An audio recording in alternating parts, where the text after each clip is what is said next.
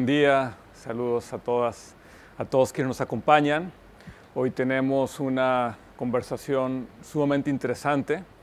Estamos iniciando el relanzamiento de la Cátedra Luis Barragán, un proyecto que emprendió la Escuela de Arquitectura, Arte y Diseño del Tecnológico de Monterrey hace 25 años. Y ahora nuevamente arrancamos con unos invitados muy especiales.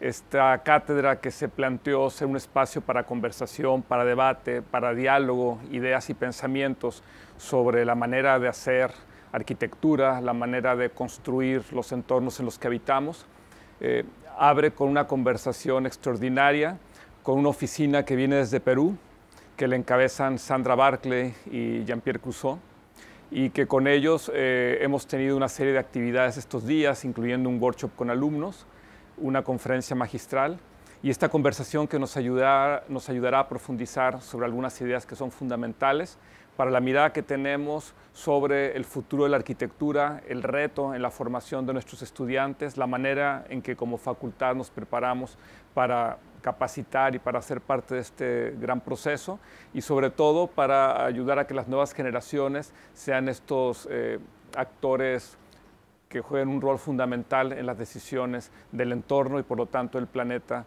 en que nos tocará habitar a nosotros y las próximas generaciones.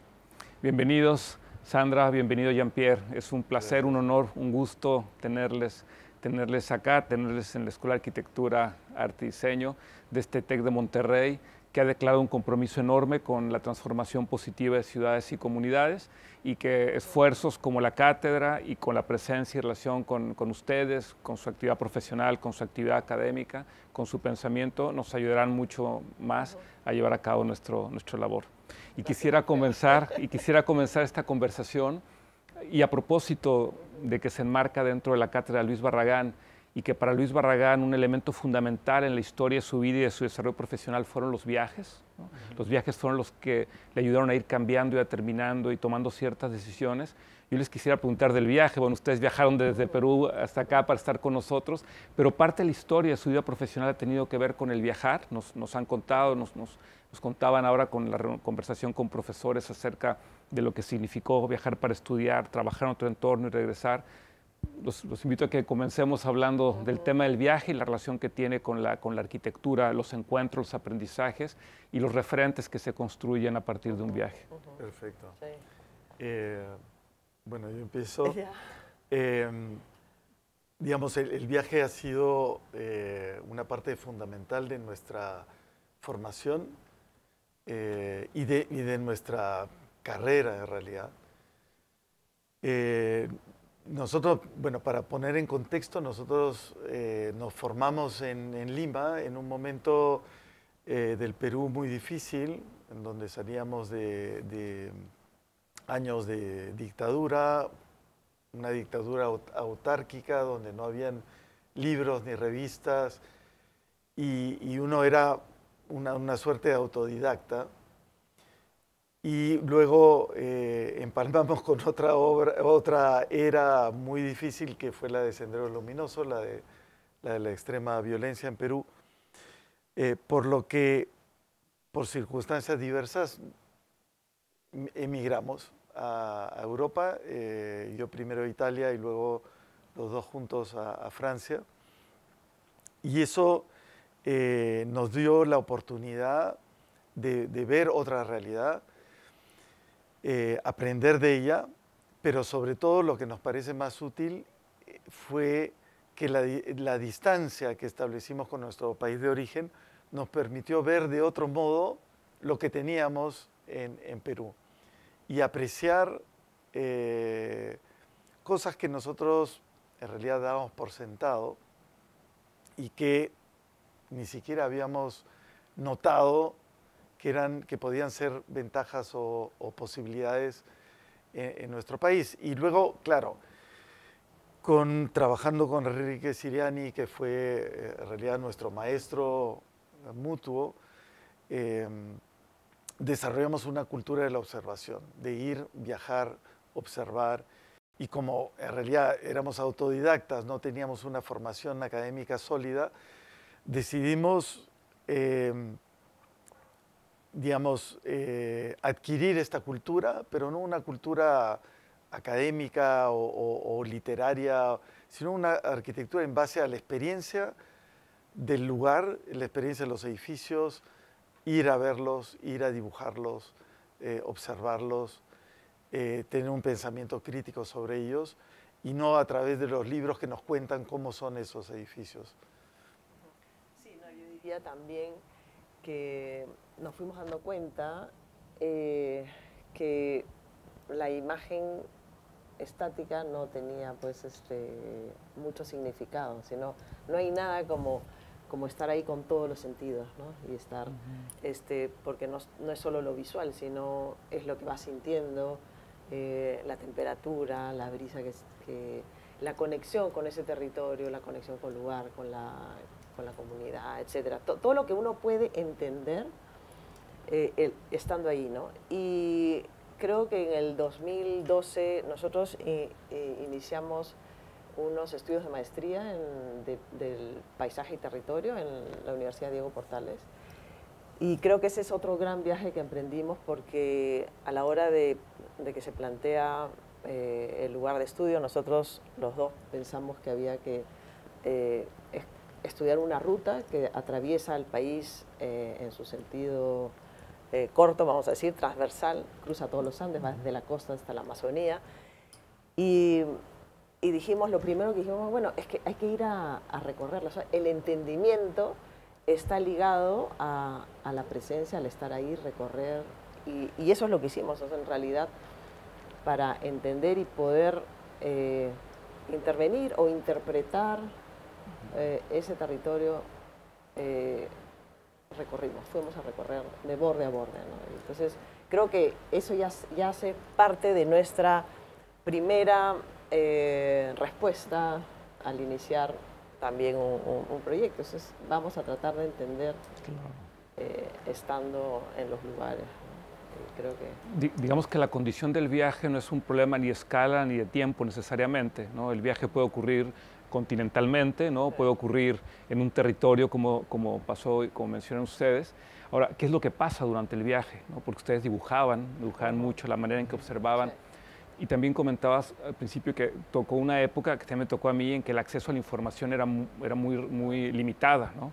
Y hoy frente a una cantidad de información muy cercana y muy fácil de adquirir y frente a herramientas gráficas que habilitan muchos elementos desde un computador y no desde lo tangible, ¿cómo seguimos manteniendo la importancia del viaje corto o largo, de la condición de la temporalidad y de las herramientas de percepción que siguen estando dentro, digamos, del cuerpo y la mente y que probablemente todavía no están afuera de nosotros? Sí. Bueno, de hecho el dibujo es una de las herramientas que nos permite esta aproximación a lo que estamos entendiendo. Al final nosotros en estos viajes nos dimos cuenta poco a poco que siempre estábamos dibujando como los mismos temas, ¿no? Uno encuentra como unos intereses o se van revelando cosas evidentes a las que uno está mirando, pero porque te das un poco, empiezas a mirar estos registros de los dibujos, ¿no? Y otra cosa que sucede con el dibujo también es que inmediatamente estás haciendo una selección, pero estás haciendo una síntesis, ¿no? Entonces, puedes dibujar un detalle si te interesa, pero también puedes dibujar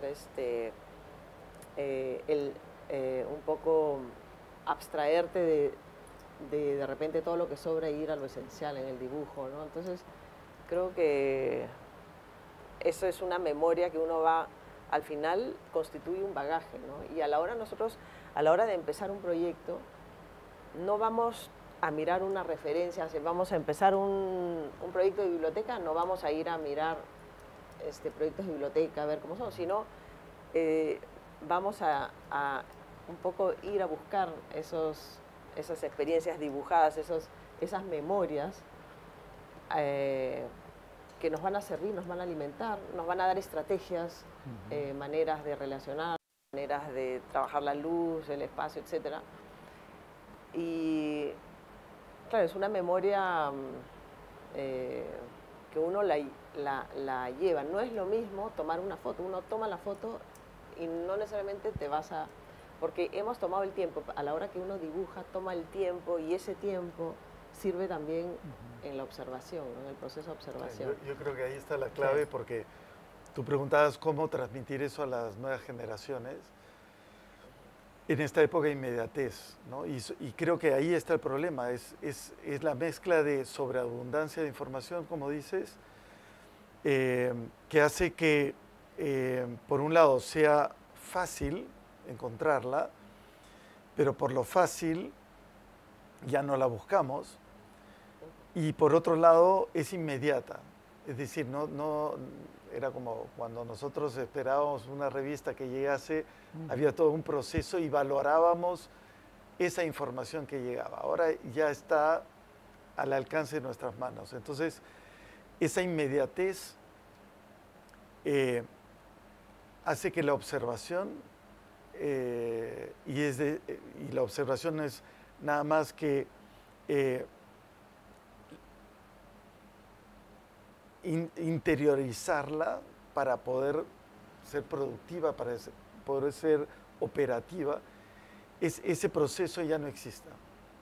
La información queda en la retina o en la computadora o en las redes, pero no se interioriza. Y por lo tanto, creo que la labor nuestra como profesores es tratar de entender que hoy es muy importante ralentizar el tiempo. Una manera de ralentizar el tiempo es de dibujar, toma tiempo, ¿no? Otra manera de ralentizar es viajar. Puede ser un viaje 1, 2, 3 días, pero el darte el tiempo de hacerlo es ya un medio muy eficaz. Primero para tener la experiencia del lugar. Y al estar viajando estás como en un tiempo suspendido. Ese tiempo suspendido hay que entrenarse para utilizarlo, para interiorizar esas experiencias y poderlas volcar a la hora que tengamos un problema que resolver como arquitectos y que eso nos pueda servir como referente, ¿no? Y tendrá, si interpreto bien, tiene mucho que ver qué miras y cómo lo miras y qué dibujas y cómo lo dibujas, ¿no? Ustedes conversaban sobre este texto de Galeano, ¿no? Donde refiere a que ustedes fueron como Humboldt, pero a la inversa, ¿no? O sea, Humboldt a sus viajes a América y entiende, digamos, gran parte de la historia de la humanidad y de la naturaleza a partir de lo que ve aquí. Ustedes viajan a Europa y regresan y reconsideran muchos de los temas. Pero también vinculando este tema con el dibujo, yo diría, dibujaba mucho el paisaje, es decir, uno también pone atención sobre, a través del dibujo, de lo que le interesa ver, y probablemente es de lo que menos vemos, porque finalmente la condición del paisaje, la espacialidad que te genera el paisaje es difícil identificarla desde una fotografía, desde una pantalla, ¿no? Es decir, cómo seleccionas tus 360 grados, ¿no? La relación. ¿Cómo ha sido esa relación con el paisaje? Bueno, además después hicieron la maestría relacionada con el tema del paisaje. ¿Cómo fue apareciendo el paisaje en su obra, en su interés? Bueno, ¿cómo aparece y cómo es relevante para la práctica que ustedes hoy hacen? Bueno, nosotros, digamos, nos tuvimos que ir para darnos cuenta, por ejemplo, que estamos en una situación intertropical, donde el sol está inclinado al sur y al norte, a la vez, dependiendo del tiempo del año.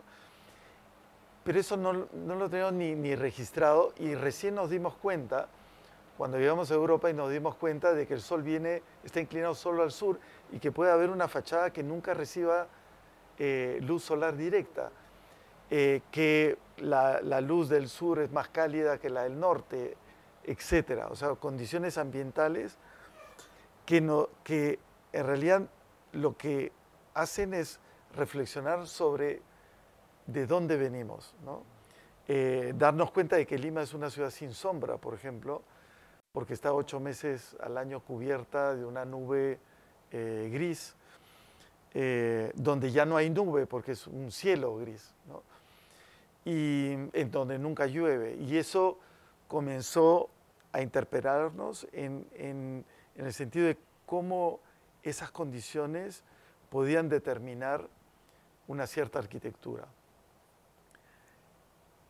Y para entenderla comenzamos a estudiar el legado prehispánico, que tenemos además riquísimo tanto el Perú como México, y que lo comenzamos adrede a mirar de manera histórica, es decir, no tratando de entender la historia de esos lugares, sino las preocupaciones de los arquitectos que hicieron esas cosas.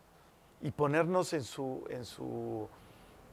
ser empáticos con ellos, ponernos en sus mentes para saber cuáles eran esas preocupaciones, y descubrimos que la arquitectura prehispánica está íntimamente ligada al territorio, al entendimiento del territorio y al entendimiento del paisaje. Y que por lo tanto, hacer arquitectura hoy en esos lugares, podemos reimaginarla como actuar en un lugar que sobrepasa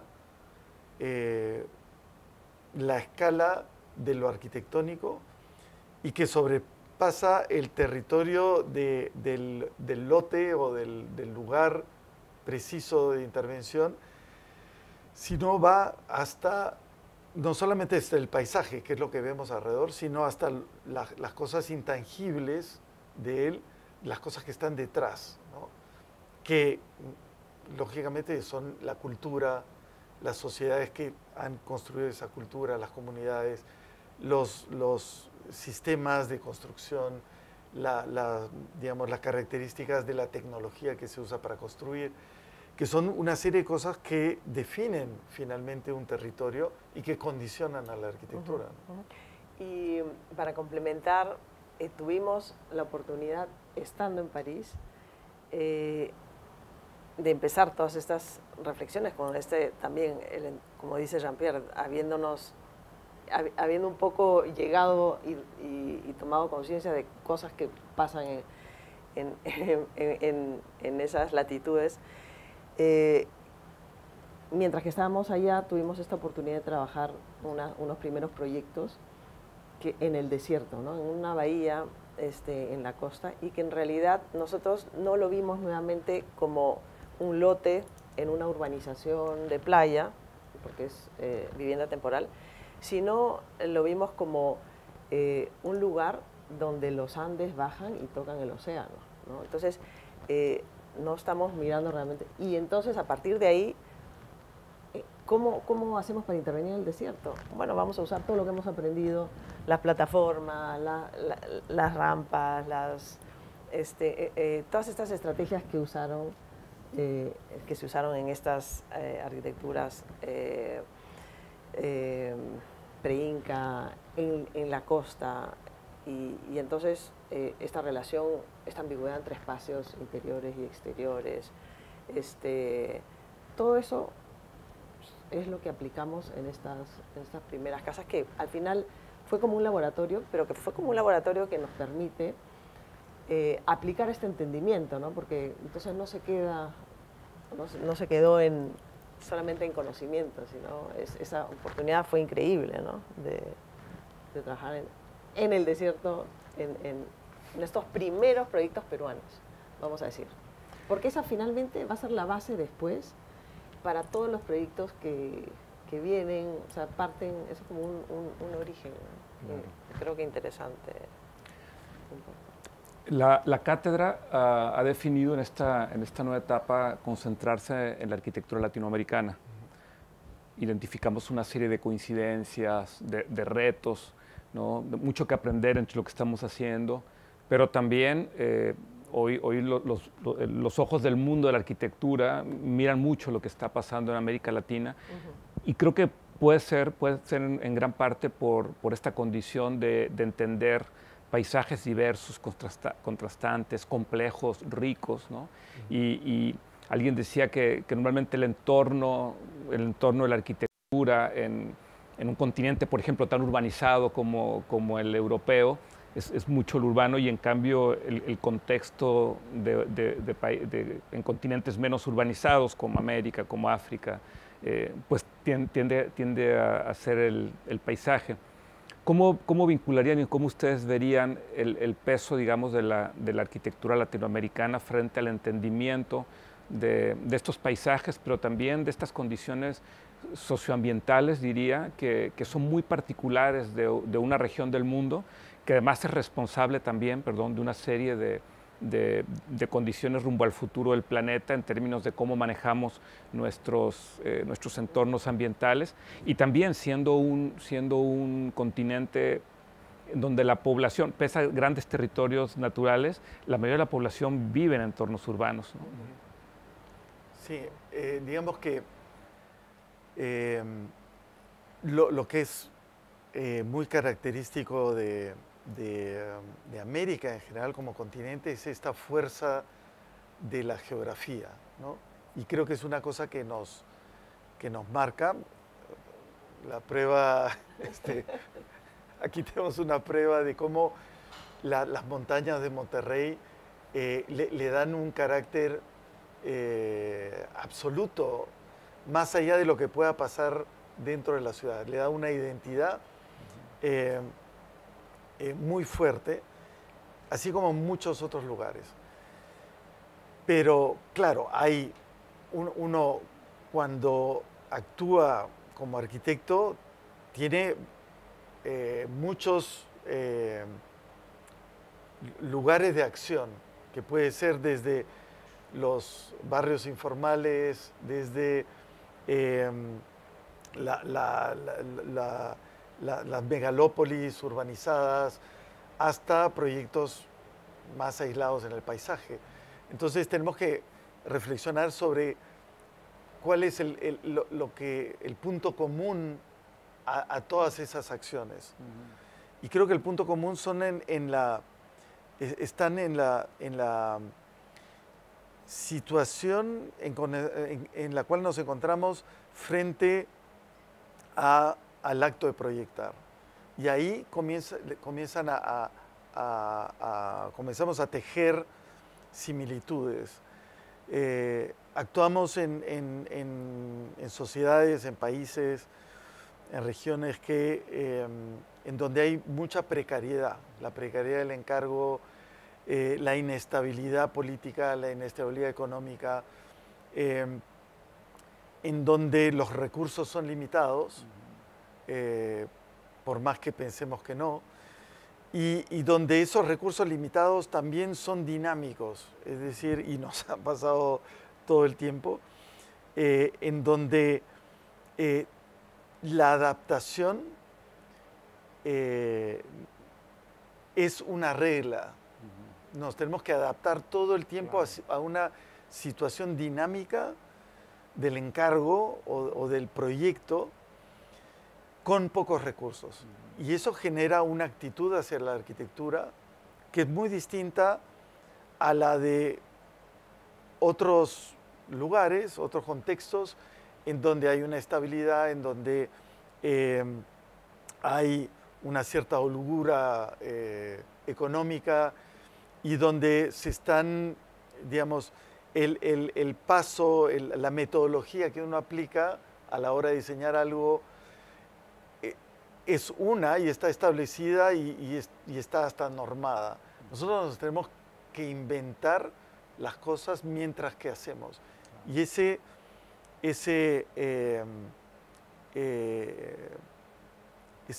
cuestión del hacer con pocos medios y surfeando las dificultades que no podemos anticipar, es, creo, una de las características que nos aunan a todos nuestros países latinoamericanos, ¿no? Entonces, cuando, por ejemplo, hubo la crisis del 2008, Europa comenzó a mirar a Latinoamérica porque esa crisis, que para ellos era de una disrupción total, para nosotros era una más, ¿no? Claro. Y simplemente nosotros ya estábamos entrenados a surfear en ella, ¿no? Pasar de crisis en crisis, y nuestro quehacer está marcado por un conocimiento para utilizar esas variables no como problemas, sino como oportunidades. Y creo que ahí está la gran diferencia y la gran, digamos, el gran aporte que podemos dar desde Latinoamérica hacia la arquitectura global, ¿no? Creo también que, si bien muchas veces vivimos en estos grandes territorios, grandes paisajes, pero muchas veces nos toca intervenir en la ciudad, es bien importante en cada proyecto tratar de conectarse con ese territorio, de alguna manera, ¿no? Estando en la ciudad, ¿no? Y estoy pensando un poco en esta lección que nos dio Álvaro Siza cuando él estaba a cargo de un plano urbano para Montreuil, para vamos a decir, el desarrollo futuro de este barrio periférico en París. Y cuando él sale a recorrer, él dice, bueno, todo está hecho para que no te des cuenta que vives en una cuenca, ¿no? Entonces lo que viene es construir para entender y revelar esta topografía, la conciencia de la cuenca. Entonces, al final eso es una lección que se debe aplicar siempre, ¿no? O sea, ¿cómo hacemos para intervenir en la ciudad, pero revelar a dónde pertenecemos, ¿no? Con qué territorio estamos conectados? Claro, cuando te toca trabajar un poquito más fuera de la ciudad, es como más evidente, sin embargo puedes ignorarlo, pero también puedes entrar en esas lógicas del territorio y del paisaje, ¿no? Pero cuando estás en la ciudad, creo que hay una responsabilidad de tratar de conectarse con eso algo más grande que nuevamente no solo el lote, sino la ciudad en la que vivimos, que de repente está ignorando su condición topográfica o geográfica, ¿no? Y climática muchas veces, ¿no? Entonces esa conexión con esa escala mayor es bien importante, creo. Y qué bueno que lo mencionas, Sandra, porque hasta qué punto también vamos construyendo paisajes. Es decir, cuando estás en un barrio informal, en una condición urbana, digamos que no tienes esta mirada cercana, ¿no? Lo que yo le decía a mis colegas chilenos hace mucho tiempo, que les decía es que ustedes cuando construyen estos paisajes es como cantar con karaoke, ¿no? O sea, tienes todo un entorno fantástico alrededor, pero cuando te toca construir o trabajar en estos proyectos, es posible que la arquitectura vaya haciendo paisajes, es decir, ¿cómo leen ustedes esa posibilidad de hacerlo, ¿no? Como Sí. el develar me parece que tiene mucho que ver con el hacer, con el mirar, con reconocer. Sí. Y con el construir paisaje, porque al final construir ciudad, porque lo que le toca a casi a todos es ocuparnos de la vivienda, ¿no? Cómo con vivienda individual, colectiva, construye ciudad, ¿no? Haces más amable el espacio público, ¿no? Bajas, lo que conversábamos ayer, bajas muros, generas porosidades, transparencias, que haya más interacción entre el mundo íntimo y el mundo público, pero sobre todo que vas haciendo más amable ese espacio público que muchas veces se le pone muy poco, ¿no? Claro. La vereda de 1 metro y ahí se acaba, ¿no? Entonces, ¿cómo puedes acompañar esa experiencia del espacio público? Eso lo tenemos como responsabilidad todos, ¿no? Porque, sí. Y finalmente estamos añadiendo capas, ¿no? O sea, el paisaje, según su propia definición, es cultural por definición. Es una interpretación que nosotros humanos hacemos hacia el medio ambiente y cómo lo hemos intervenido para habitarlo, ¿no? Y haciendo esto hemos sobrepuesto distintas capas durante el tiempo, y la ciudad es una de ellas que se va construyendo en capas. Entonces, esas capas de significado hay que saber interpretarlas, ¿no? Hay que saber interpretar ese paisaje al cual nos queremos relacionar, no solamente el territorio, y luego saber o tener la conciencia de que cuando nosotros intervenimos, que sea un edificio de vivienda o un campus, sepamos que estamos añadiendo una capa más y que esa capa tiene el poder de revelar lo bueno digamos, las cualidades de ese territorio, las cualidades de ese paisaje, o anularlas. Por lo cual tenemos que ser muy cuidadosos, porque tenemos que saber que estamos añadiendo una capa y que esa capa puede ir en contra o a favor. Todo depende de cómo lo hagamos y cómo hayamos mirado, cómo hayamos entendido ese territorio, entendido ese paisaje. Claro. Por eso es que tenemos nosotros arquitectos una gran responsabilidad a la hora de intervenir. Nosotros no somos los que construimos la ciudad es construida por múltiples agentes, desde los políticos, pasando por los urbanistas hasta los arquitectos, pero en nuestra disciplina, a la hora de intervenir, tenemos que ser conscientes que estamos añadiendo capas y que esas capas deben añadir sentido y no quitarle sentido a lo que estamos, al lugar donde estamos interviniendo, ¿no? Totalmente. Y hablando de capas, pensaba en lo siguiente. Ustedes, bueno, el workshop que acaba de terminar tenía por título del límite al borde. La charla magistral, la conferencia magistral que van a dar se llama Radical, ¿no? Y pienso en la obra que tuve la oportunidad, el privilegio de conocer y estar en ella, el Espacio de la Memoria, hace cerca de una década en Lima, un proyecto que probablemente, digo, mi memoria tiene que ver con eso, ¿no? Tiene que ver con el límite, el borde, tiene que ver con una acción radical, pero al mismo tiempo absolutamente entendiendo una conexión entre la ciudad y el borde hacia el mar. Esa obra, ¿qué papel juega en esta historia de lo que estamos platicando? ¿Cómo podemos reconocer estos elementos? No es la única, empiezas como esa. Bueno, quizás el lugar de la memoria es como decía Sandra, es pasar estas reflexiones que tuvimos en las primeras casas en el desierto a una escala muy distinta. Una escala muy distinta. Primero, no se trata de una casa, sino de un centro cultural digamos, de importancia nacional que recoge la memoria de los años de violencia, pero también un lugar muy especial, que es un lugar urbano, pero que está en un límite, en el límite entre la ciudad y el Océano Pacífico. Y justamente una de las labores importantes era transformar ese límite en un borde con significado. Es decir, cómo manejar los temas de memoria, ampliándolos y no limitarse simplemente a la memoria de la violencia, que nos parecía, por lo menos para la arquitectura, es algo que la arquitectura no está hecha para eso. La arquitectura no está hecha para la violencia, está hecha para dignificar al ser humano, para hacerlo mejor, para mejorar la calidad de vida. Y por lo tanto, el edificio no se podía concentrar en la memoria de la violencia, la intolerancia y lo más bajo que tiene el ser humano. Tenía que concentrarse en otras facetas de la memoria para luego poder albergar una exhibición que es muy dura de ver. Y por ello comenzamos a trabajar con la memoria del lugar.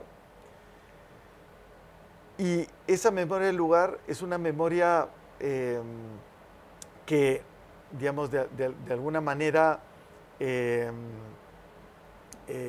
fractal, porque lo que sucede en 100 metros sucede en 12 kilómetros. Y por lo tanto, intervenir en la lógica de los farallones y quebradas que forman este límite y jugar en la lógica de ellos, en realidad estábamos con un pequeño edificio para la dimensión de toda la bahía de Lima, estábamos haciendo resonar un sistema de 12 kilómetros, ¿no? Entonces, ¿cómo un edificio puede relacionarse directamente con una escala mayor cuando su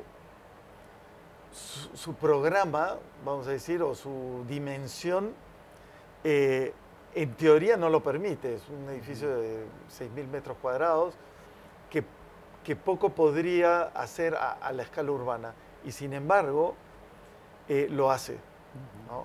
Y también yo añadiría a este relato sobre el lugar de la memoria que no era suficiente, o sea, no bastaba con entrar en esta lógica de secuencia entre farallones y quebradas y entonces él venía, este edificio viene a constituir vamos a decir, un pabellón más, sino que había que, para entender, había que recorrer la quebrada y había que entrar por ahí. Si tú no experimentas ese espacio de quebrada, no entiendes, dónde estás. porque entonces se convierte en una secuencia que es para mirar de afuera, ¿no? Y en esa secuencia para mirar de afuera, ¿cuál es el sentido? Para realmente entender, había que ingresar por la quebrada, y ese ingreso a la quebrada, ese recorrido de quebrada, nos conectaba con las quebradas de los Andes, que recorrió toda esta gente que estuvo un poco escapándose de estos actos de terror que sucedían en los Andes, porque al final, y ellos llegaban a la costa, ¿no? Esta gran migración llega a la costa. Entonces, esa conexión con la memoria, con los Andes, pero también la necesidad, de algún modo, en el proyecto de incorporar la experiencia para lograr ese entendimiento. Porque ese entendimiento no puede ser solamente en visual, en master plan o en volumetría, ¿no? Claro. Entonces, si no, No, totalmente. Además, la manera en que se conecta con la ciudad es muy distinto, ¿no? La discreción y el paso, ¿no? Ahora, cuando tuve voy a llevar esto a una referencia muy personal. Cuando conocí el espacio, después tuve la suerte con Jean-Pierre de ir a comer a un mercado que estaba enfrente. Y bueno, la experiencia peruana desde hace algún tiempo pues está muy vinculada al tema gastronómico. ¿Qué puede aprender la arquitectura del desarrollo gastronómico? Particularmente en Perú ha sido muy significativo, pero pasa en muchos lados y pasa en América Latina. La experiencia y el viaje, yo creo que está muy vinculada a la experiencia, claro, de lo que vemos, de lo que oímos, ¿no? De lo que leemos y por supuesto de lo que comemos.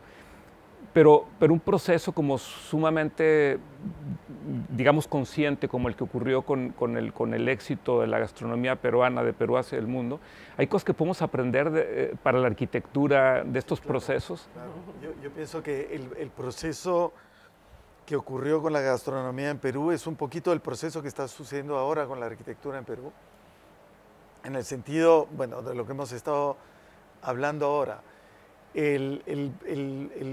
El primer paso de la revolución gastronómica en Perú fue el sacar a la cocina, a la gastronomía de las casas. Era una cocina de hogar, ¿no? Una tradición de familia, y sacarla a los restaurantes. Sacar esa riqueza que hasta ese momento estaba limitada a cevicherías y chifa, ¿no? Los restaurantes digamos, de fusión china. Y el segundo paso, es decir, el primer paso, reconocernos nosotros peruanos a través de la gastronomía, que es importante y que antes no entendíamos porque estaba encerrada en las casas. Y luego el siguiente gran paso fue tomar conciencia de la riqueza del territorio, es decir, que este territorio, por sus características geográficas y climáticas, es un territorio megadiverso, y que en realidad lo que estábamos comiendo eran ni el 1% de los ingredientes que este territorio nos ofrecía. Y los chefs, los cocineros peruanos, comenzaron a entender de que se podía hacer cocina contemporánea e innovadora, no simplemente perfeccionar la cocina tradicional, con unos ingredientes tradicionales que están escondidos. Y lo tradicional no implicaba hacer cocina tradicional. O sea, los ingredientes de la tradición del lugar no implicaba hacer una cocina tradicional. Y yo creo que esa mirada hacia el territorio, esa mirada para encontrar lo que el territorio nos puede ofrecer como insumo, es lo que estamos tratando de hacer ahora desde la arquitectura, y para ello hay que mirar al pasado. pero no para hacer una arquitectura tradicional, no para necesariamente trabajar con materiales tradicionales, sino para entender esa situación en donde el territorio es la base de lo que hacemos, de lo que comemos y de lo que construimos. Y en base a ello, reformular una nueva contemporaneidad, ¿no? Qué importante tener claros esos ingredientes, ¿no? Entonces, y no entonces coger solo uno o dos, ¿no? Entonces nosotros en un momento hacíamos ¿no? Hemos dado unas conferencias donde claramente dibujábamos, ya, mis ingredientes son el clima, el territorio, la topografía, el programa, las técnicas de construcción. Bueno, y tiene que estar, pues uno tiene que trabajar con todos estos, ¿no? Que son los que al final ese reconocimiento que tuvieron los cocineros de esos ingredientes fue clave, ¿no? Entonces, igual nos pasa a nosotros, necesitamos trabajar con todos estos ingredientes, no podemos escoger solo además, cómo los combinas, ¿no? Que nosotros le decimos a los cocineros que ellos tienen 500 años de gastronomía. Ajá. Y nosotros tenemos 5000 años de arquitectura, ¿no? Claro. Tenemos ventajas, solo que no las aprovechamos. Claro, la cultura pues es uno de los ingredientes bien importantes al final, entre estos, ¿no? Y está ahí. Y claro, y ustedes también conversaban ayer sobre que tiene que ver mucho con una parte de la cultura, es decir, cómo valorizar ciertos procesos o cosas inacabadas o no perfectas, o sea, cómo hay ciertas combinaciones que hablan de una posibilidad enorme de algo no explorado o que fue explorado antes y que se puede contemporaneizar, ¿no? Eso. Sí, claro. Digamos, los procesos por los cuales uno hace arquitectura, es decir, la construye, se han vuelto cada vez más importantes para nosotros. Y en el sentido de que es una gran oportunidad estar en países donde la mano de obra es artesanal. Y cuando digo artesanal me refiero a que hay digamos, una idea del trabajo bien hecho, de que con mis manos yo entiendo lo que estoy fabricando y con mis manos fabrico algo que junto con otros compañeros sobrepasa mi conocimiento. Y estoy además orgulloso de hacerlo porque lo hago con mi conocimiento y con mis manos. Que eso ya se perdió en los países industrializados, donde la construcción es un ensamblaje de elementos prefabricados, ¿no? Que uno sigue digamos, un libreto de cómo ensamblarlos. Entonces, eso que nosotros vemos como atraso o como condición del subdesarrollo, en realidad es lo que es nuestra riqueza. Y entonces comenzamos a pensar cómo desde esta condición del subdesarrollo entre comillas, pero de una cultura riquísima, podemos hacer que estos procesos aparezcan en las obras, o sea, queden una traza de la memoria. Y esto empezó con el lugar de la memoria, que fue otra de las memorias que quisimos mantener. Nosotros, a la hora de entender que el edificio, para entrar en el precio, era más barato emplear más gente que poner una grúa, porque el tiempo que teníamos no era pues draconiano. Entendimos que eso, que en cualquier sitio te diría, no, pero eso no es lógico, no es justo, etc. No, es al revés. Tú empleas más gente va a tener empleo trabajando en este lugar. La grúa está simplemente poniendo a más gente en el desempleo, y que con esa gente trabajando a mano, haciendo los encofrados a mano, trabajando todo a mano, vamos a imprimir la memoria de lo hecho a mano en el edificio, porque lo hecho a mano es imperfecto, deja trazas. Claro. Y entonces esas trazas se vuelven un mapa. O sea, el edificio es el mapa de una intervención humana, Claro. de gente que construyó un lugar para la memoria de todo un país, para que esa memoria de la violencia no se repita. Y entonces fue muy fuerte porque los operarios, los albañiles, comenzaron a trabajar para algo que era mucho más importante que ellos. Y nosotros también. Y tuvimos la oportunidad de dejarlos porque la empresa quebró, se llevó dinero, desapareció y nos quedamos con los albañiles. Y construimos algo que es imperfecto, pero que está lleno de memoria del hecho de construir. Claro. Entonces, esa memoria que al final quedó impresa en unas manos en el cemento, es una dimensión en realidad súper importante en nuestros países, porque el obrero que la construye no es invisibilizado al final de la obra. Y podemos mantener la presencia de esos obreros en el edificio, la presencia de la ausencia. O sea, los obreros ya no están ahí, pero su presencia sigue.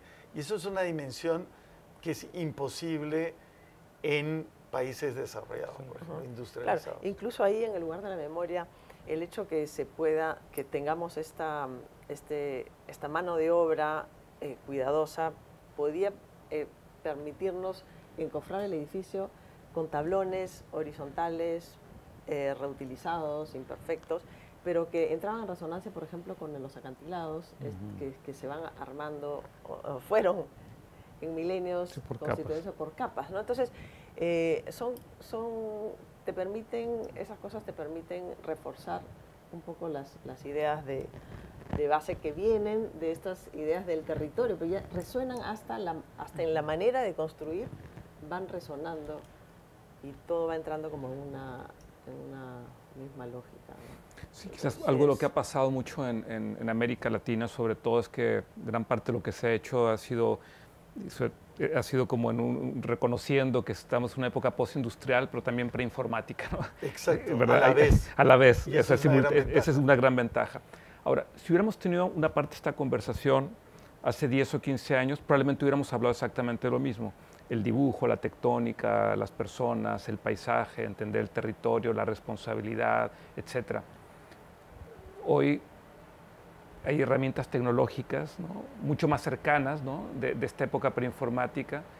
¿Qué rol y cómo adaptamos estas conversaciones a herramientas como las de la inteligencia artificial, que frente a muchas disciplinas y frente a mucha vida de la cotidianidad, y que hoy que nos escuchan, nos ven, nos leen, nuestros estudiantes, pues se preguntan, bueno, frente a todo esto, ¿qué rol y qué va a pasar con la inteligencia artificial y estas otras herramientas de las que hemos hablado? ¿Cómo esta conversación, ¿no?, que puede tener muchos elementos que son vigentes y que eran vigentes hace 5, 10, 15 o 20 años, hoy probablemente tienen este elemento enfrente, que a lo mejor en 10 o 15 años también ya no es necesario hablar de él? Pero ¿cómo verían ustedes esta combinación? Seguramente les pasa, afortunadamente ustedes también son académicos como nosotros, y vemos en las aulas pues el reto de la incorporación o adaptación frente a estas herramientas tecnológicas, yo las llamaría así. Sí. Yo creo que tenemos la gran ventaja de que podemos hibridar esas tecnologías. Las tenemos a disposición, pero tenemos esta otra dimensión arcaica que convive. Eso es una gran ventaja, no es una desventaja. No es, yo creo que el reto hoy en día es el no ver lo arcaico como un estadio o como un momento a ser eliminado en pos de un desarrollo lineal que es recontra occidental como idea, de que algo reemplace a algo. Claro. Y la elección la tenemos de nuevo en el pasado. En los Andes centrales nunca se dejó el mismo. Es decir, que la agricultura llegó, pero no como algo que reemplaza a un estadio anterior, sino que lo complementa. Y yo creo que estamos en un momento en donde nosotros podemos pensar que las dos se pueden complementar. ¿Y cuál es la ventaja? Que nuestra inestabilidad, nuestra condición particular de América Latina, caótica, es una ventaja para poder hibridar estas dos condiciones de manera, vamos a decir, equilibrada, porque la inteligencia artificial, si bien todos tenemos miedo de que va a reemplazar a lo humano, vamos a decir, la inteligencia artificial no sabe trabajar en el caos, sabe conectar lo que ya existe en un mundo estructurado. Y por eso los que tienen que tener miedo de la inteligencia artificial son los países desarrollados, industrializados, y menos nosotros. Nosotros podemos recibirla con menos miedo y tratar de encontrar lo mejor de esto y hacerla convivir con lo arcaico, y los que hagan esa hibridación somos los humanos, no es la inteligencia artificial. Claro. Iba llegando como una herramienta, así como cuando llegó el dibujo a la computadora y todas estas herramientas más sofisticadas de dibujo y en 3D y todo. Está buenísimo tenerlas, pero usarlas como herramientas que conviven con pues, el pensamiento, el dibujo a mano también, no sé, las discusiones, en fin. Creo que sí, claro. Ahí Oigan, ha sido una conversación exquisita, ¿no? Muy lúcida, y que ha abierto muchos canales de reflexión.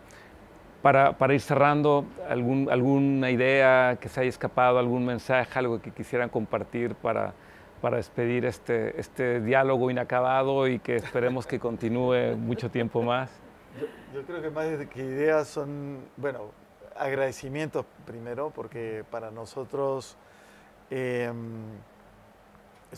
sido un gran honor ser elegidos los arquitectos que relanzan la cátedra Luis Barragán, y de verdad que nos emocionó mucho de que algo tan importante, que ha sido tan importante como la cátedra Barragán en el pasado, llamen a arquitectos que estamos trabajando en lugares muy difíciles, con muchas limitaciones, con pocos recursos, y con obra que sus límites están en esos límites que son los propios de un país con muchas dificultades, pero siendo conscientes que esos límites también son enseñanzas para el futuro, ¿no? Son oportunidades para el futuro. Y creo que eso para nosotros nos sentimos muy honrados, porque es algo con lo cual nosotros estamos luchando, incluso en nuestro país, de reconocer las cualidades que tenemos y no de mirar simplemente al desarrollo como el futuro deseable para todos. Y creo que el hecho que el TEC de Monterrey nos haya propuesto, creo que es digamos, una cosa muy linda para nosotros. Sí. Gracias, Jean-Pierre, gracias. Claro, ¿no? Y también el trabajo que hemos hecho con los estudiantes, y interesante, súper interesante, y una respuesta también muy comprometida de ellos al atender este tema de límites y bordes, que creo que estará vigente como problemática, y no solo en este lugar específico, sino en nuestras ciudades y en nuestra manera de relacionarnos, ¿no? Entonces, creo que estuvo también súper bueno esta experiencia del workshop, esta iniciativa que han tenido. No, pues definitivamente, y ojalá esta primera cátedra y este primer workshop que lanza la idea de límites y bordes nos permita precisamente saber cómo ir rompiendo tantos límites, barreras y fronteras que tienen nuestras ciudades, convertirlas en bordes o incluso en umbrales, y que de esa manera vayamos siendo partícipes de entornos construidos mucho más amables. Yo les quiero agradecer que estos diálogos impostergables continúen y que nos permitan ir conversando para encontrar nuestros caminos propios de cara a futuros más responsables, futuros medioambientalmente más sólidos, más equitativos y finalmente donde las próximas generaciones puedan vivir mejor. Muchísimas gracias, Jean-Pierre. Muchísimas gracias, Sandra. Un placer. Gracias a ustedes por acompañarnos.